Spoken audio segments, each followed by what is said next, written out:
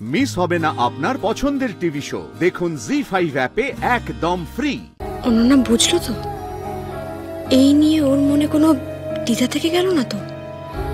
এইসব দ্বিধাদ্বন্দ্ব কাটিয়ে দিও তুমি মহেশ্বর। দাদু ভাই, দাদু ভাই, চল চল, আস্তে আস্তে আস্তে হাঁটাও কাকিমা। বসো দাদু। দাদু ভাই, যা ভেলকি দেখালে না তুমি, কোথায় এমন ভেলকি এখন দেখাবো আমরা তা না। আমাদের ব্যাটনটা তোমাকে তুলে নিতে বলেছিল কে বলো তো? হ্যাঁ, ভেলকের কোথায় দেখাতে দিলে দাদু? ভেবে তো ছিলাম অনেক কিছুই, কিন্তু সেই তো তোমরা টেনে হিস্ট্রে জোড়াবাড়িতে নিয়ে এলে। তা জোড়াবাড়িতে না এলে তুই কোথায় যেতে শুনি? কোথায় ভেবেছিলাম একটু স্বর্গে বসে আঙুর টাঙুর খাবো, একটু চারপাশটা সুন্দর করে দেখবো, তা না। আপনি চুপ করবেন?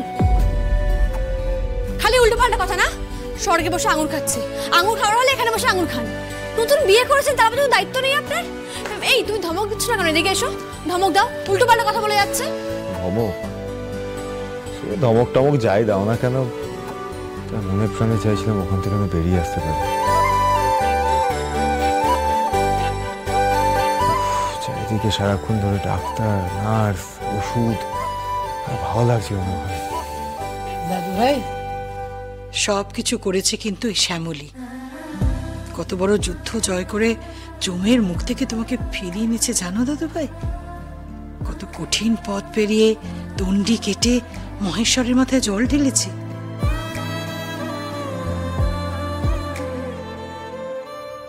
জানি তো, সবই তো জানি, শুধু এর কোনো ব্যাখ্যা আমি খুঁজে পাচ্ছি না। হাসপাতালে যখন শুনেছি এই কথা, তখন থেকে এই প্রশ্নটাই করে যাচ্ছে যে কেন, কেন শ্যামলী, কেন?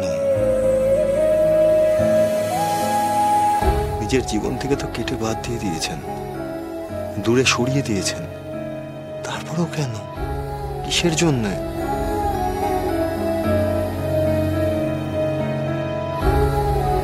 উফ, ঠাম্মি যে কি করে না। অনন্যার সামনে এইসব প্রসঙ্গ কি না তুললেই নয়। উফ ঠাম্মি, তুমি সেই এক কথা বলে চলেছো। হাসপাতালে সবার একেবারে মুখস্থ হয়ে গেল এই কথা শুনতে শুনতে। অন্য কোনো কথা বলো না। আচ্ছা, এতদিন বাদে তো স্যার বাড়িতে ফিরে এলেন। একদিন স্যারের চিন্তায় সবার নাড়া খাওয়া মাথায় উঠেছিল। আজ সবাই মিলে খাওয়া দাওয়া করলে হয় না? আচ্ছা, তুই সাজেস্ট কর তো কি খাওয়া যায়। ওর বাবা, এটাও আমি সাজেস্ট করবো? না আমি বলেছি বুঝি, সবাই মিলে বাঙালি কোনো রান্না করা যায় কি? কচি মাটার মাংসের ঝোল করা হয় না? জমে যাবে। এখন খেতে পারবে না সব। আরে কেন খেতে পারবে না? চিংড়ি মাছের ঝাল, কচি মাটার ঝোল। হ্যাঁ,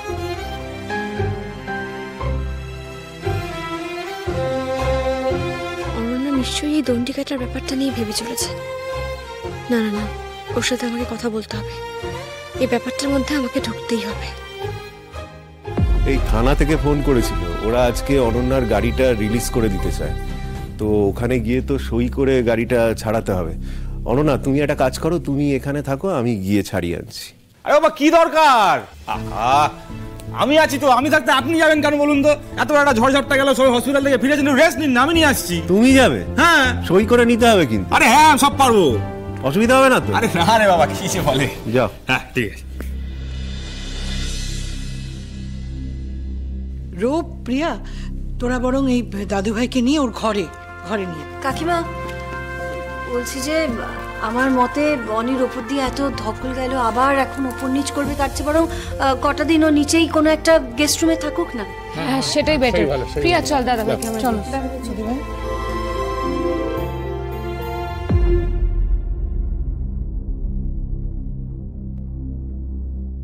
সূর্য, বলছি চলো আমরাও চেঞ্জ করে, তুমি একটু রেস্ট নাও, হসপিটাল থেকে এলাম তো, চলো চলো চেঞ্জটা করেই ফেলি।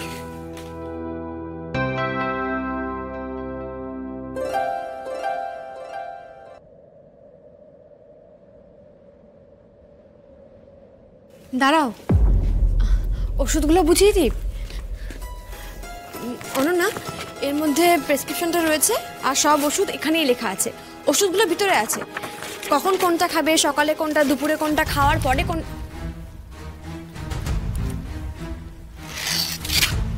অনন্যা, কি হয়েছে বলো তো? তখন থেকে দেখছি তুমি অন্যমনস্ক, মুখটা ভার করে রয়েছো। এতদিন বাদে স্যার বাড়িতে ফিরে এলেন, তোমার মুখে হাসি নেই কেন বলো তো? কি হয়েছে? আমার ভালো লাগছে না শ্যামলী। কেন, কি হয়েছে? আমাকে তো বন্ধু মনে করো, বলো আমায় কি হয়েছে। আসলে শ্যামলী, আমার মনে হচ্ছে অনেকে যে ভালোবাসাটা ডিজার্ভ করে সেটা আমি ওকে দিতে পারছি না। আমার মনে হয় কি বলতো, আমি সেটা দেওয়ার ক্ষমতাই রাখি না। এসব তোমার কেন মনে হচ্ছে অনন্যা? হঠাৎ করে তুমি এসব ভাবছো কেন?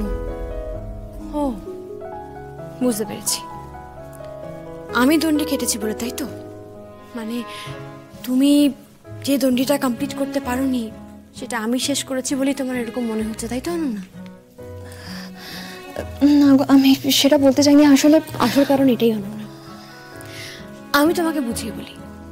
দেখো অনন্যা, আমি ডুয়ার্সের মেয়ে। পাথরের রাস্তা বেয়ে ওঠানামা করা আমার অভ্যেস রয়েছে, অনেকটা দূরে গিয়ে জল বয়ে আনা আমার অভ্যেস রয়েছে, শারীরিক কষ্ট করা অভ্যেস আছে আমার, আমি কষ্ট করতে পারি। আর তুমি শহরের মেয়ে, বাবা মায়ের একমাত্র মেয়ে, তোমার সেই অভ্যেসটা নেই। তোমার বড় হয়ে ওঠাটা তোমার অপরাধ হতে পারে না অনন্যা। মানসিক চাপ সহ্য করে এতটা রাস্তা দণ্ডি কাটা সহজ কথা নয় অনন্যা, এটা পুরোটাই অভ্যেসের ব্যাপার। আমি কষ্ট সহ্য করতে পারি, আমার অভ্যেস আছে তাই আমি পেরেছি, তোমার অভ্যেস নেই তাই তুমি পারোনি। এর মধ্যে ভালোবাসার মাপকাঠি করতে যেও না, জটিলভাবে এত ভেবো না তুমি। এটা খুব সহজ ব্যাপার, খুব সাধারণ ব্যাপার, বিশ্বাস করো। দেখো অনন্যা, হয়তো আমি একটু বেশি জ্ঞান দিয়ে ফেললাম, কিন্তু আমি তোমাকে অনুরোধ করবো এত কিছু ভেবো না, প্লিজ ভেবো না। এতদিন পর তোমার বর তোমার কাছে ফিরে এসেছে, এটাই তো অনেক, বলো? আর তাকে এখন একদম সুস্থ করে তুলতে হবে, আর সেই দায়িত্ব তোমাকেই নিতে হবে। তাই যাও, এখন স্যারের কাছে যাও, স্যারের পাশে থাকো। এখন তোমার মন ঠিক নেই, তাই আমি ওষুধগুলো তোমাকে পরে বুঝিয়ে দেবো। যাও, স্যারের কাছে যাও।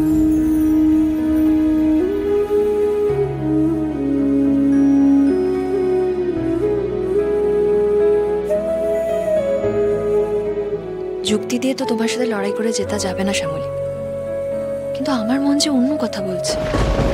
শুধুমাত্র শরীরের জোরে তুমি দণ্ডিটা কাটলে, এছাড়া আর কিচ্ছু নয়, অন্য কোনো কারণ নেই।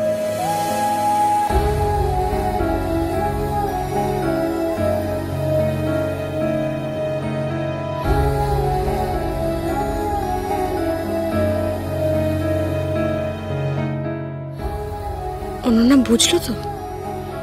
এই নিয়ে ওর মনে কোনো দ্বিধা থেকে গেল না তো? এইসব দ্বিধাদ্বন্দ্ব কাটিয়ে দিও তুমি মহেশ্বর, সব ভালো করো, সব ভালো করো। জি5 ডাউনলোড করুন আর সব এপিসোড দেখুন একদম ফ্রি।